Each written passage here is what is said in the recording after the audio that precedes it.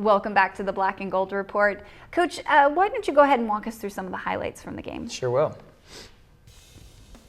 Here you can see we are on kickoff cover here, and we knew that they had a potential dangerous return man, and we're going down. And we've been trying to keep it simple for our kickoff cover unit to just use speed to get down the field, and they did a good job of covering there on that one.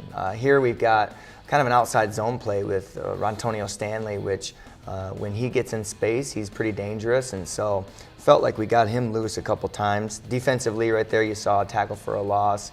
There were some decent plays defensively during the game, but then there were some times that we really were out of rhythm. But you can see on a couple of those, we were pretty decent. They attempted to go after a field goal or an extra point right here, and we were able to affect the snap to where it was a bad snap and hold, and we kept the point off the board there. Right here you can see our defense we were blitzing them a little bit, and we tried to put pressure on them, but that quarterback was pretty good, but we were able to force some bad throws. Taron Huffman, he was a good threat for us down the stretch, and then right here you can see the touchdown of the day from Reggie to Jonathan Huff there. Really did a good job, Jonathan, of tracking the ball and really making a good play there. Kickoff return, we have been pretty solid on kickoff return all year long, and again, a very good return here by L.J. Stroman, and so that portion of our team has been very good at setting us up with good field position. But you know, all in all, there were still a lot of really good things to take away from the game. You know, definitely some learning opportunities that we've got to address and talk about, but still some great individual efforts there, as you see in those clips. Well, you were able to pay respects to your 15-member senior class prior to kickoff on Saturday. What types of emotions do you get as a coach on senior day, and did you get a chance to spend some time and talk with your senior class during the week? We did spend time during the week, and we'll spend more time this week just because this is the very last game that they'll ever play here at UNCP. But you know, those guys, they've been through a lot. They were a part of probably the best team that we've had here at UNCP a year ago, and then record-wise, they're a part of, you know, the poorest record that we've had here this year. And so those guys, though, there's a lot of guys in that group that have done a fantastic job of staying the course and really doing everything that we've asked them to do as a staff and as a program. And so over the course of 4 or 5 years, you really get attached to those guys, and it becomes more than just a player-coach relationship, and you really start to like those guys as young men and really develop relationships with them and really care about them. And so it's definitely tough to come down the stretch and knowing that, you know, they're not going to be around anymore. And so we want to try to honor that, and you know, hopefully we can send those guys out the right way this week. Well, let's pull some individual performances out of the game. We'll start with the defense and senior Dominique Bridges, who put up a career-high 10 tackles, including 5 solo against Valdosta State.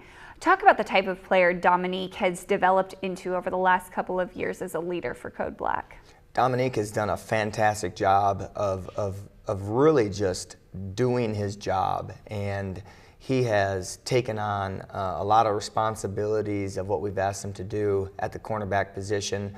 We've asked him to come in and be very, very physical against offensive linemen and fullbacks and guys that are lead blocking out there, and some of his best plays have been against you know, some of those types of offensive sets. And so he's done a great job of just being very consistent and coming and working hard every day. He's not the biggest guy in the world, and so he's battled some injuries, but he shows great toughness when he has to go out there each and every Saturday, and he's a very reliable player for us. And so at the cornerback position, I wouldn't take anybody else other than Dominique Bridges to be out on the field for us week in and week out, and I'm very proud of him and his effort.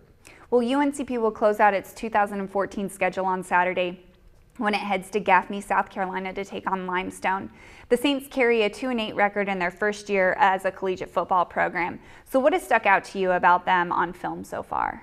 Yeah, Limestone, they're scrappy, and they'll do a lot of things to try to create situations that we as the opponent might feel uncomfortable with. And so we've got to make sure that we are very sound in what we do, make sure we align to what they're giving us, and make sure that we don't get caught off guard with missing somebody on a block or not lining up over top of somebody in the sense of they run some fakes on some special teams, and they'll do some different things to try to gain an advantage that way. And so we've got to just be very alert, very aware of just lining up right and making sure that we're very sound in what we do.